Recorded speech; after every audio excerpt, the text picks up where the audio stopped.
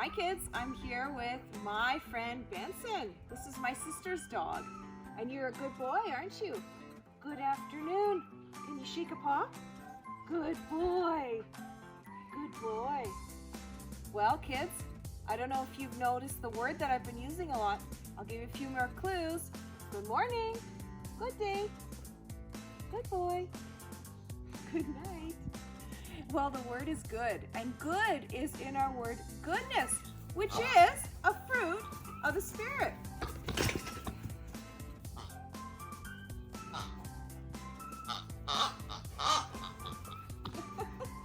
So today, kids, we're going to be learning all about the fruit of the Spirit called goodness. Well, kids, Benson sure is a good dog. And remember that word good? It's in our word goodness, which is a fruit of the Spirit. So this is Mr. Apple, our goodness fruit, and it comes from our verse in Galatians 5:22 to 23. So why don't we read that verse together? But when the Holy Spirit controls our lives, He will produce this kind of fruit in us: love, joy, peace, patience, kindness, goodness, faithfulness, gentleness, and self-control. All right, let's say our fruits that we've learned about so far together. Ready? Love, joy, peace, patience, kindness, and today, Mr. Apple, goodness. Now, when we become a follower of Jesus, He fills us up with the Holy Spirit, and that transforms our hearts to become more like Him. And Jesus is all of these fruits of the Spirit, which I just told you.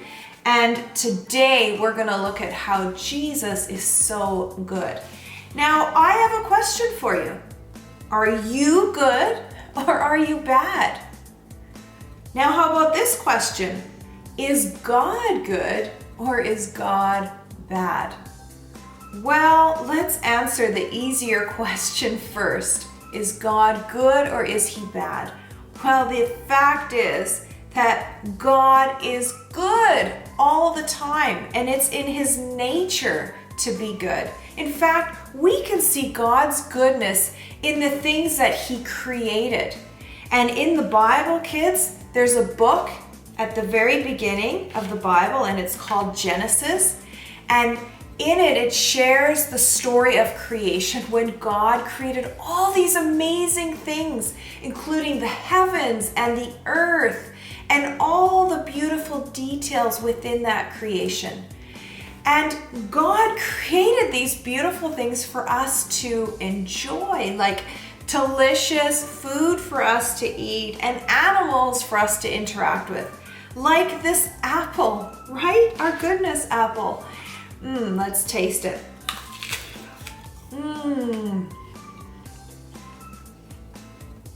That is so sweet and juicy. Now, God created food for us to eat and enjoy. He also created plants for us to look at and to enjoy. Sometimes we can take notice of beautiful flowers and mountains. He created this all for our enjoyment and for His enjoyment too. And after God created the things in the heavens and the earth, He said, and it was very good. That's what the Bible says.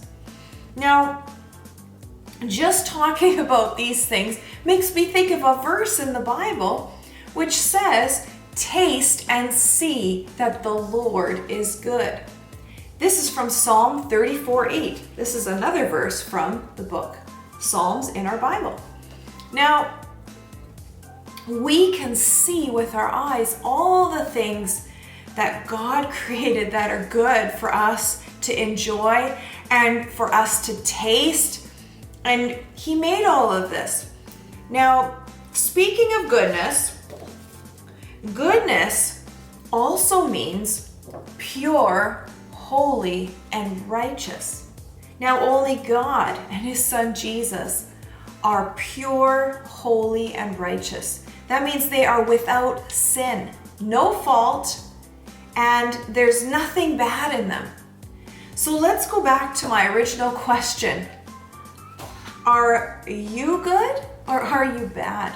Well, according to the Bible, kids, truly none of us are good.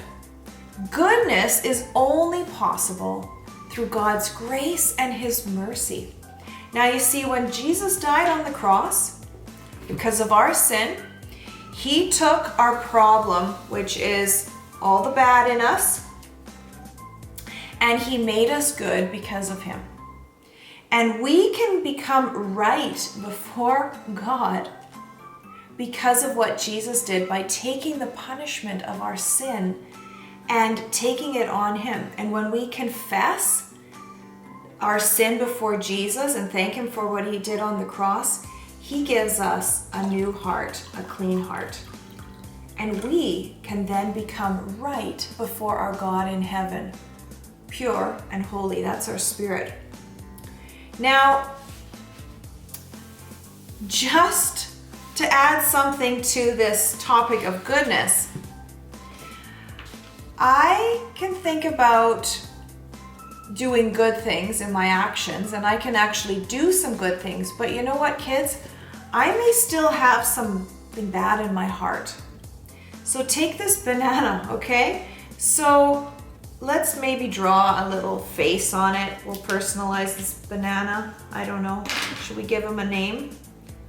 Let's call this banana, give him a smiling face, Herbert, okay? This is our banana, Herbert. And he looks pretty good on the outside, and he likes to do good things for others. Maybe he likes to give money to poor people or help them when they're injured, and we can do that too. And he looks pretty good on the outside. But inside, you know, I can give money to the poor, but inside my heart may be feeling selfish and going like, I really wanted that money for myself. And maybe my heart isn't so pure. And it's kind of like this banana. When we peel it, we can check to see the inside if there's any brown spots, or look at that. Looks like this banana, Mr. Herbert. He was doing some pretty good actions, but you know what?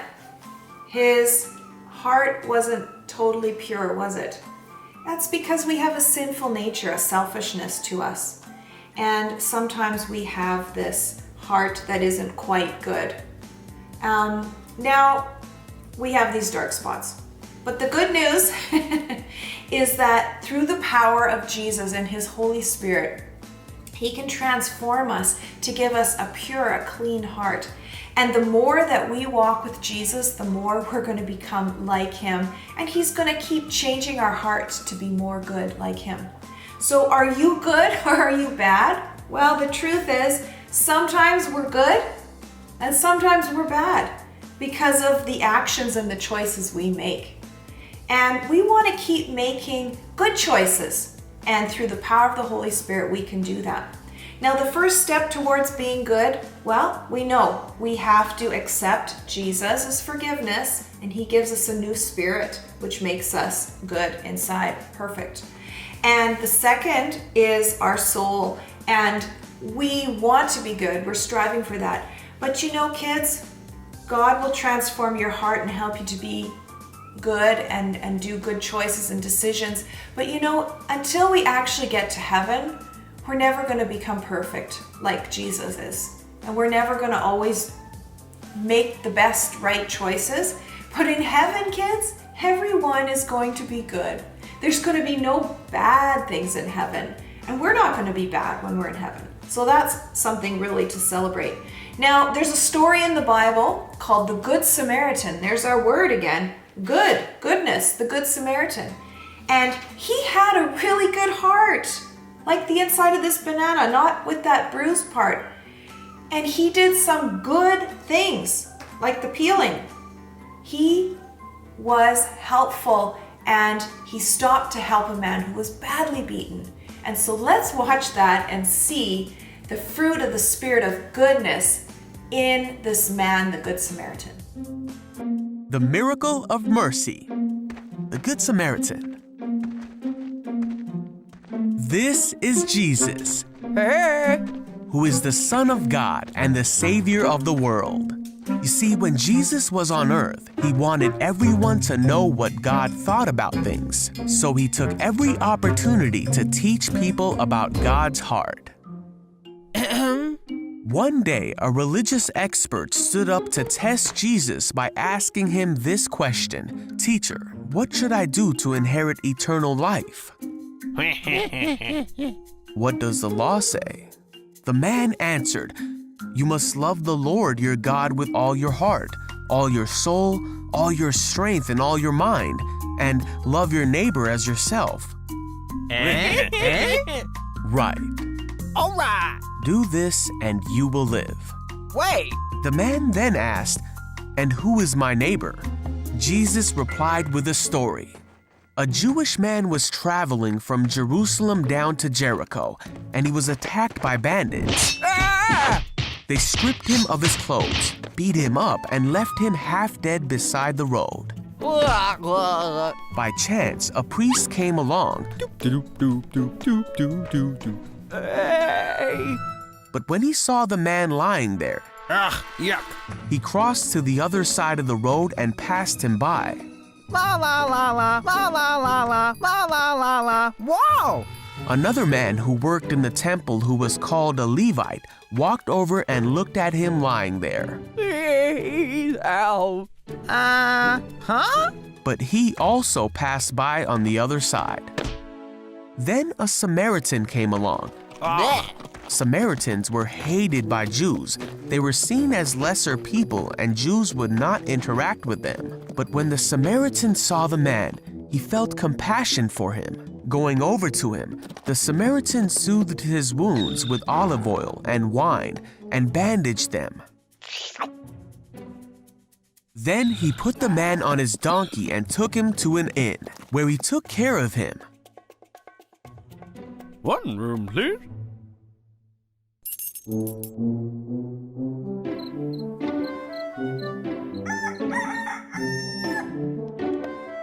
The next day, he handed the innkeeper 2 silver coins, telling him, "Take care of this man. If his bill runs higher than this, I'll pay you the next time I'm here."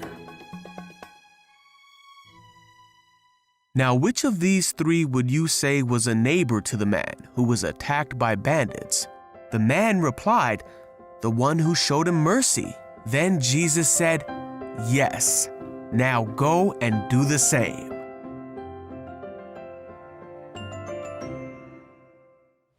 Well, Hedgie, kids, I don't know about you, but sometimes I act more like those other 2 people in the story who walked on by where there was a need.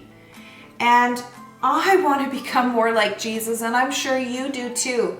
And in order for that to happen, we need to ask Jesus to help us, to give us a new heart, and to stay close and connected to him. Because the more we hang out with him, the more we're going to become like him. Now, why don't we ask Jesus to transform our hearts to become more like him through talking to him? We can pray. That's simply talking to him and asking him to help us and telling him how we feel. So, Hedgie, are you ready to pray? Okay, kids, let's pray. Dear Jesus, thank you that only you are perfect and fully good and pure and righteous. But thank you that also through the power of the blood of the Lamb, that you died on the cross for us so that we would have a right heart, a right spirit. And I pray, Lord, that you would give us the help that we need to make good decisions, good choices, to help others, to do the right thing, to obey your word, and to follow you. And I pray, Jesus, that you would give us a good heart. Transform our hearts to become more like you. Fill us with your love and let your Holy Spirit flow through us. In Jesus' name, amen. All right, kids, let's end off with our song, The Fruit of the Spirit. I'm sure you know this song well by now, and I will see you next time.